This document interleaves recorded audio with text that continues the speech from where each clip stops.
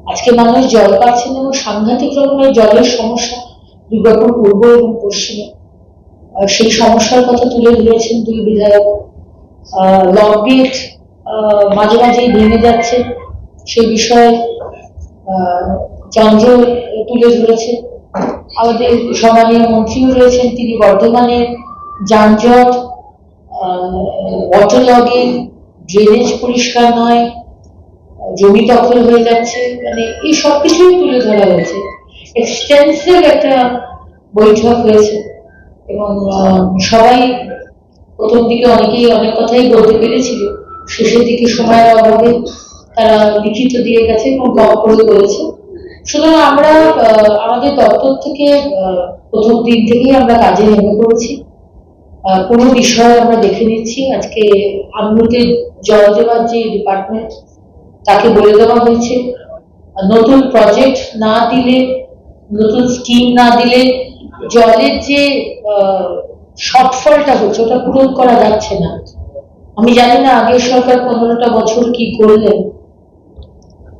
Pipe বসানো হয়েছে ঘুষকরাতে, কিন্তু বহু জায়গাতে, এবং ঘুষকরার যে মন্ত্রী কলিতা মাঝি তিনি বললেন যে পাইপ বসানো হয়েছে বহুদিন হয়ে গেছে, কিন্তু জল যায়নি। জল যাবে কোথেকে? জলের তো কোনো ব্যবস্থাই নেই।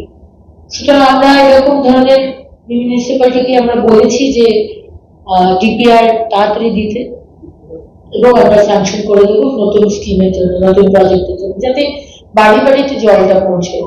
সামনে বর্ষাকাল, প্রত্যেকটি বিধায়ক এবং মন্ত্রীকে বলা হয়েছে একদম মানে রিলিজিয়াসলি নালীগুলোকে পরিষ্কার করা, দাঁড়িয়ে থেকে ইয়েরলিকেও পরিষ্কার করে দেওয়া হয়েছে। কারণ আমরা আগেই ভার্চুয়াল মিটিং নিয়েছিলাম, আমরা অলরেডি বলেছি যে পরিষ্কার করতে হবে, ওয়াটার লগিং যেন একদম না হয়।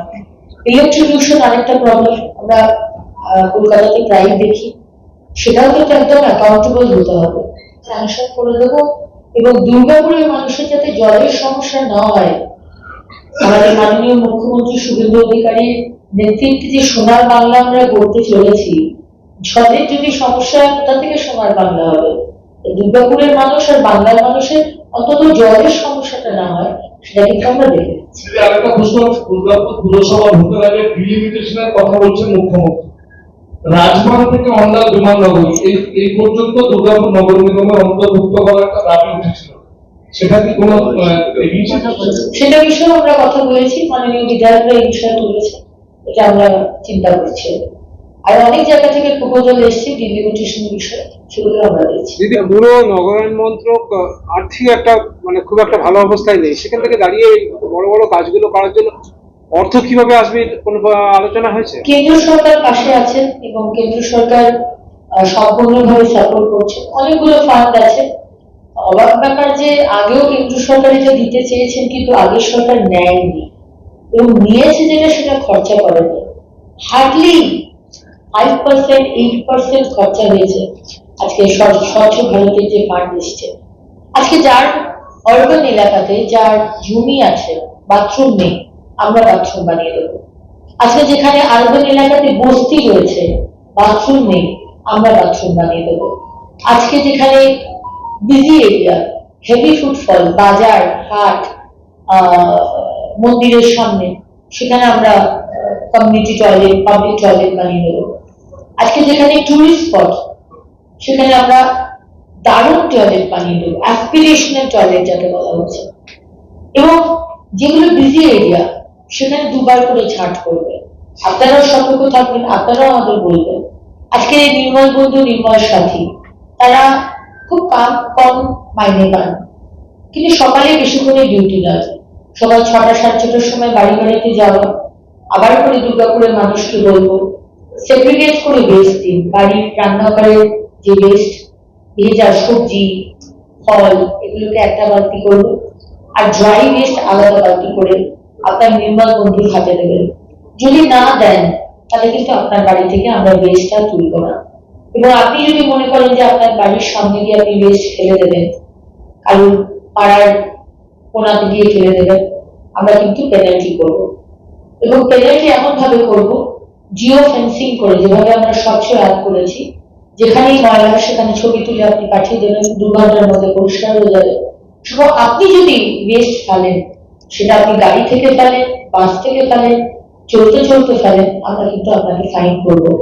তাই দুর্গাপুরের মানুষ এবং আজকে 5টা জেলার যারা মিটিং হলো সমস্ত মানুষকে বলবো যে আমরা নোংরা করবো না এবং সেগ্রিগেট করে ওয়েস্ট দিন নির্মাণ বন্ধুদের হাতে দিন, যাতে আমাদের কাজটা সুবিধা হয়।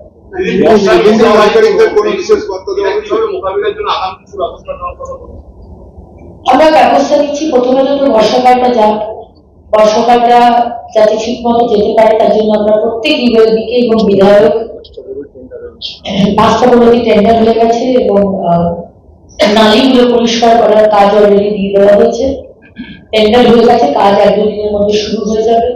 তাই প্রত্যেকটা ছোট নালী, মাঝারি নালী, বড় নালী পরিষ্কার করা, এটা আমি কমিশনার স্যারকে বলে দিয়েছি।